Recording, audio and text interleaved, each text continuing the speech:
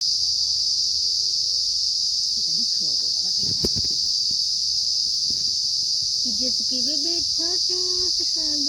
दोस्तों, कैसे हो आप लोग। उम्मीद करते हैं मेरे सभी दोस्त अच्छे होंगे। तो शोभा देहाती ब्लॉग में आप सभी दोस्तों का स्वागत और अभिनंदन है। गीता जय ब्लॉग में स्वागत और अभिनंदन है। और नीलम अवधि गीत में सभी दोस्तों का स्वागत और अभिनंदन है। दोस्तों तो मैं लेकर आई हूँ चुटकुला नाच गीत। तो बहुत ही धमाकेदार चुटकुला नाच गीत है दोस्तों।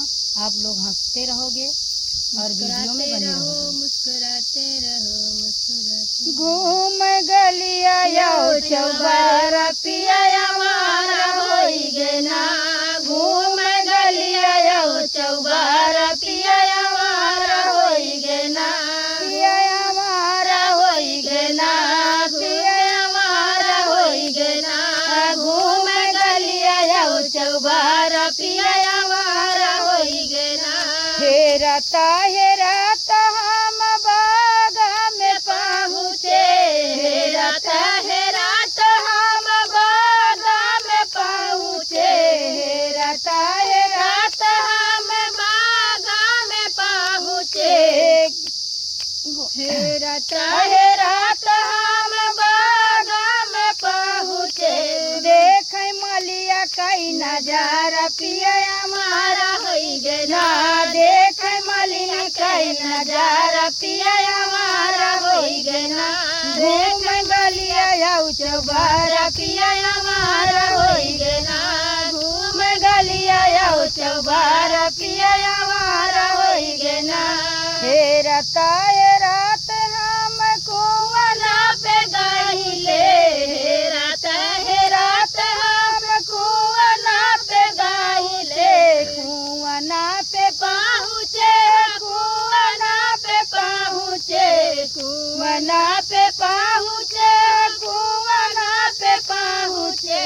देख कहरिन कई नजारा पिया हमारा होई गे ना। देख कहरिन कई नजारा पिया हमारा होई गे ना। देख कहरिन कई नजारा पिया हमारा होई गे ना। घूम गलिया यो चौबारा पिया हमारा होई गे ना। घूम गलिया यो चौबारा पिया हमारा होई गे ना। पिया हमारा होई गे ना। पिया हमारा होई गे ना। घूम गलिया यो चौबारा पिया हमारा होई गे ना।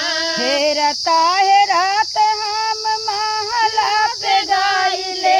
महला पे गाइले। हम महला पे गाइले। महला पे गाइले। हम महला पे गाइले। देख रानिया कई नजारा पिया हमारा होई गे ना। देख रानिया कई नजारा पिया हमारा होई गे ना। देख रानिया कई नजारा पिया हमारा होई गे ना। घूम गलिया यो चौबारा पिया हमारा होई गे ना। घूम गलिया यो चौबारा पिया हमारा होई गे ना। हेराता हेरात हम से जिया पे गाइले।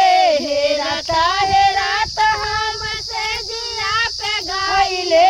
से जिया पे गाइले। से जिया पे गाइले। से जिया पे गाइले। से जिया पे गाइले। देखे सौतिन कई नजारा पिया हमारा होई गे ना। देखे सौतिन कई नजारा पिया हमारा होई गे ना। देखे सौतिन कई नजारा पिया हमारा होई गे ना। घूम गलिया यो चौबारा पिया हमारा होई गे ना। घूम गलिया यो चौबारा पिया हमारा होई गे ना। घूम गलिया यो चौबारा पिया हमारा होई गे ना। तो दीदी बहनी हरे ये चुटकुला नाच गीत कैसा लगा आप लोग कमेंट बॉक्स में जरूर बताइएगा। आप लोग के कमेंट का और आप लोग के प्यार आशीर्वाद का हम लोगों को बहुत इंतजार रहता है दोस्तों। नेक्स्ट वीडियो में मिलेंगे। जय श्री कृष्णा, राधे राधे।